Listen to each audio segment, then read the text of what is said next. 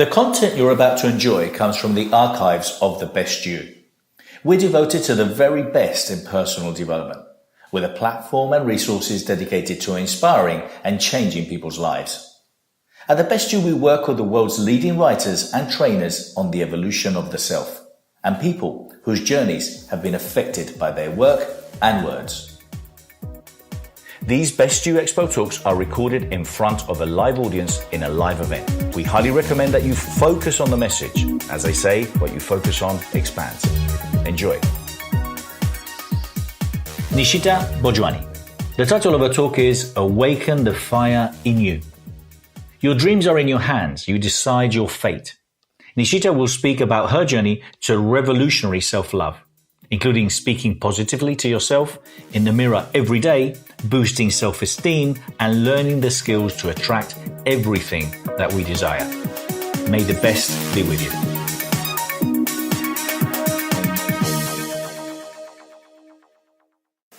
Hi everyone. Good afternoon everyone. Thank you so much for being here. My name is Nishita and I'm from Singapore.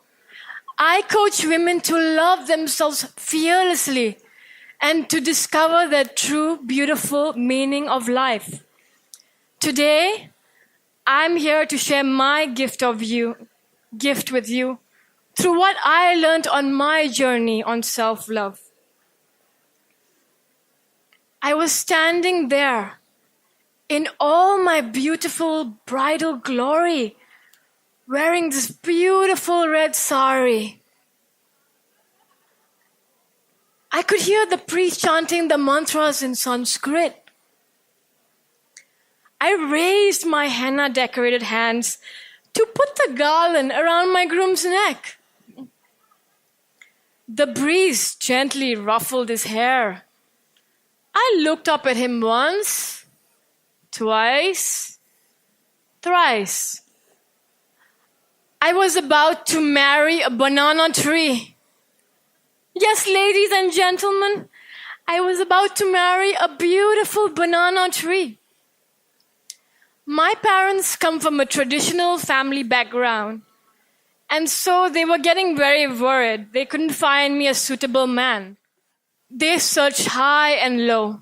Finally, they found a priest from India. Apparently, this priest was a female priest. To my surprise, she said to my family, "You know, your daughter's horoscope is not aligned. If she get married, she's going to get divorced." My parents were shocked. Oh my God. They were so worried. But then the priest said, "But don't you worry. I have perfect remedy for you." My parents asked, "What is that remedy?" "She is to marry a banana tree." Yes. And so I went ahead marrying that banana tree. According to the Indian customs, we're supposed to go around the fire 7 times. But in my marriage, I went around the banana tree 7 times. Yes, ladies and gentlemen, 7 times. Immediately after I married my tree, I divorced my tree husband. My parents were actually very excited because their daughter is finally going to meet her Prince Charming and live happily ever after. But you know what was strange? The priest, she took all my bridal jewelry.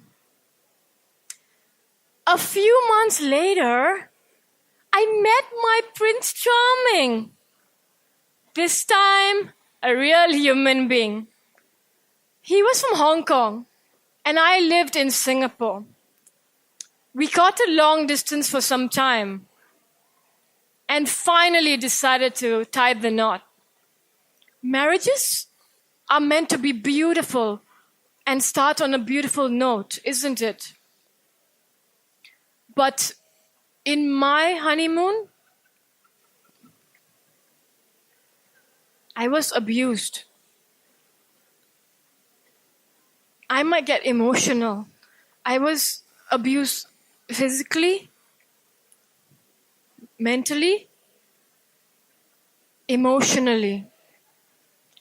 I couldn't understand what happened. A few months after being married, I decided to take a trip back to Singapore to visit my family. During that short stay, I received a WhatsApp text from my husband. I thought it would read, "I love you, sweetie. I miss you. Come back." But the message read, "I don't love you anymore. I want to end this marriage." Can you believe the effects of what technology can do to a person's soul nowadays? I was devastated. The months following that, I went through hurt. I went through grief, pain. I even pitied myself. I kept asking in the universe and God, why me? What did I do so wrong to deserve this? I mean, on the surface of things, I did everything to please my parents. I even married a banana tree. I even changed my personality to suit my husband and my in-laws. I kept searching for answers day and night. I just cried myself to sleep. There were tissue boxes lying around the whole bedroom. I didn't go out. I didn't do anything. After searching inside of me for answers, I realized I didn't love myself. I did not respect myself in this whole process. I said to myself, you did everything to please everyone. But what did you do for yourself? Did you even love yourself? Did you respect yourself? I became a sheep following the herd with no voice, no opinions. During this whole process, I completely lost myself. Having promoted more than 600 speakers and more than 65,000 people attend my seminars and courses and workshops and expos, having read so many books and attended so many courses, I really realized that the basics of personal, professional growth is based on the power of the question. Asking yourself empowering questions. Read my new book, The Question, Find Your True Purpose. It's based on my work, 30 years of entrepreneurship, all the experiences that I have, my manifesto, and what's really important. So for more information, go to www.thequestion.co. Now I want you to take a moment right now and close your eyes.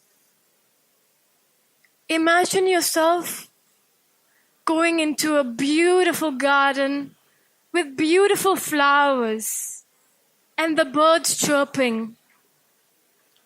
In this beautiful garden, you feel safe and strong and supported.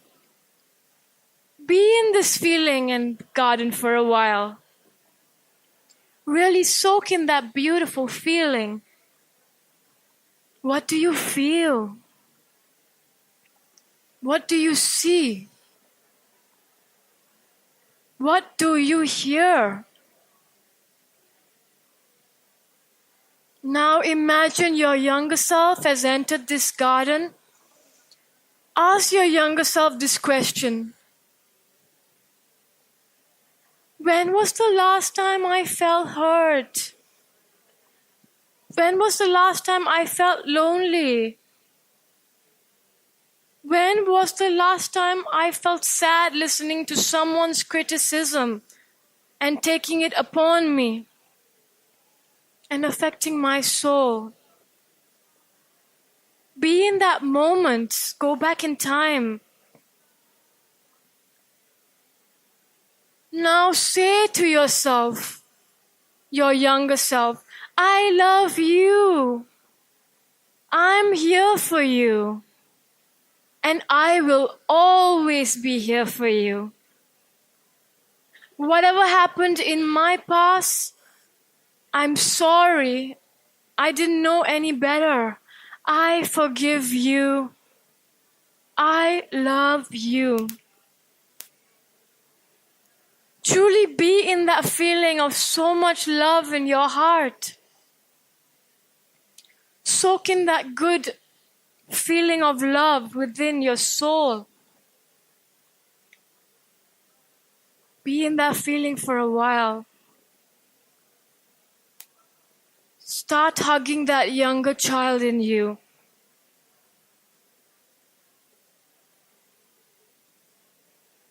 Start loving it. Now I want you to say goodbye to this child. And whenever you are ready, please come back to this beautiful energy room and gently open your eyes. How do you feel? Isn't it so ironic we give so much importance to other people's issues, their problems in life? How often do we appreciate our time? How often do we appreciate our efforts?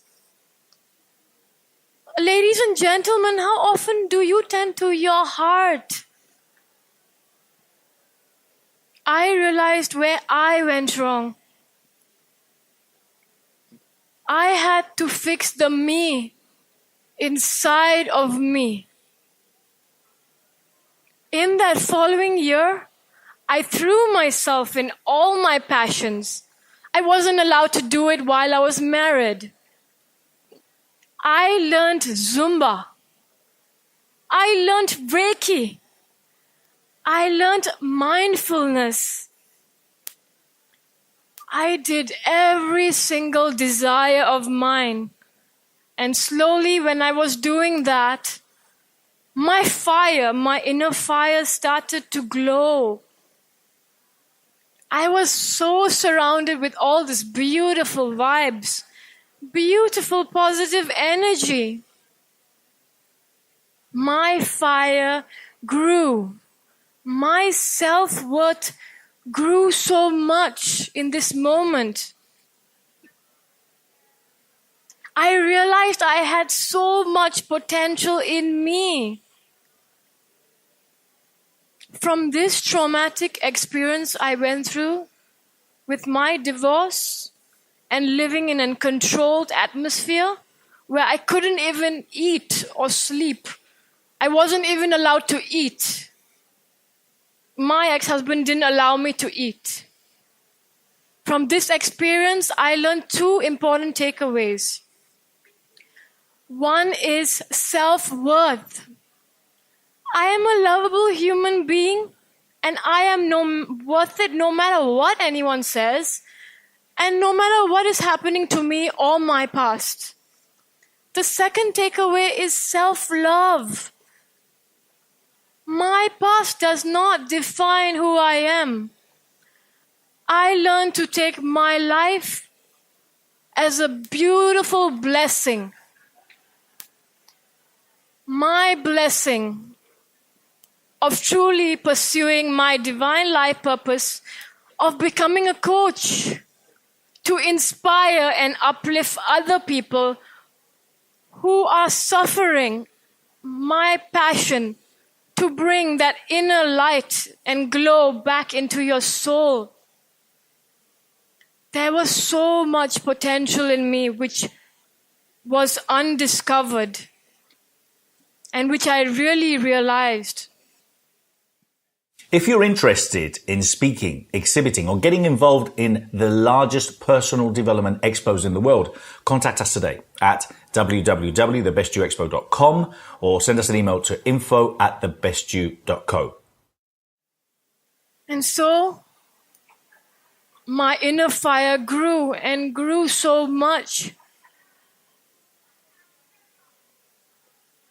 To acknowledge my self-love, I started falling in love with myself by appreciating the beauty in my chaos, by finding meaning in my scars, by learning and picking myself up time and again after every fall and really living through it all.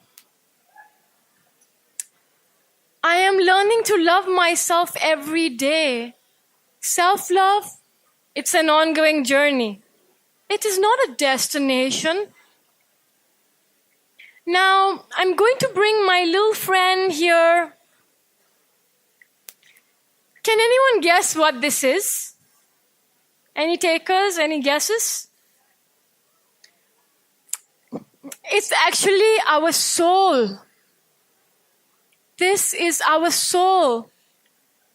Right now, perhaps, maybe, it needs some nourishment and some love and some self-care.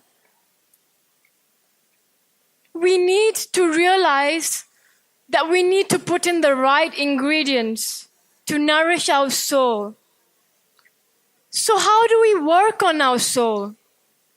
Work. The first one is worth. You are worth it. Repeat after me. I am worth it. The second one, ownership. Own your pain. Own your story. Own your wounds. Don't be ashamed. Repeat after me. I own my story. The third one, respect. Respect yourself.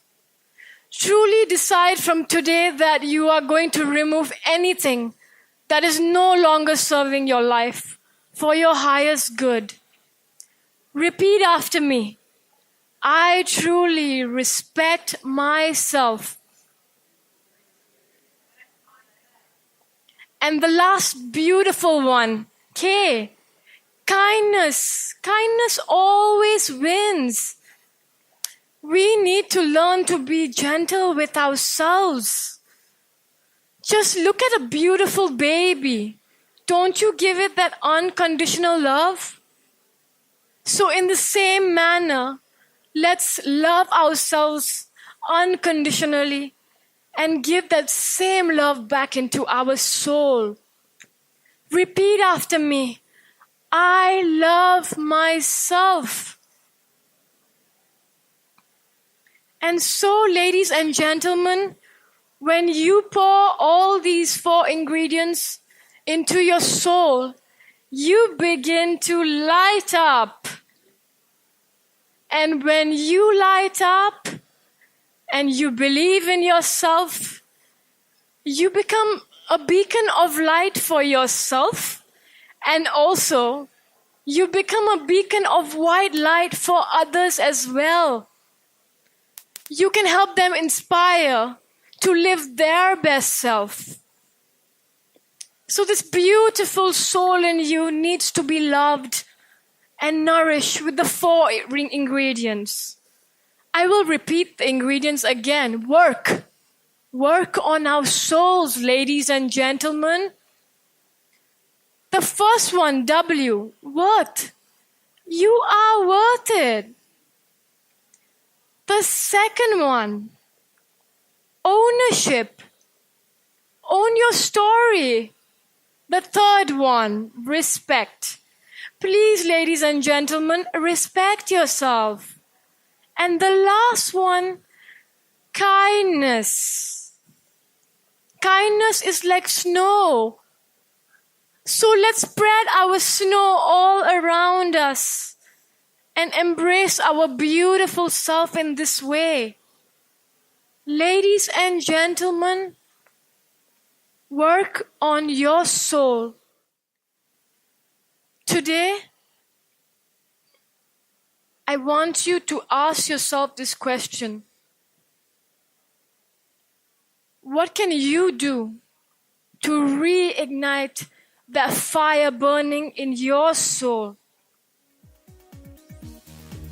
Thank you so much, ladies and gentlemen. I hope my talk has inspired you to live your best life and not to let anything hinder your progress. I'll see you at table number 6 if you guys want this.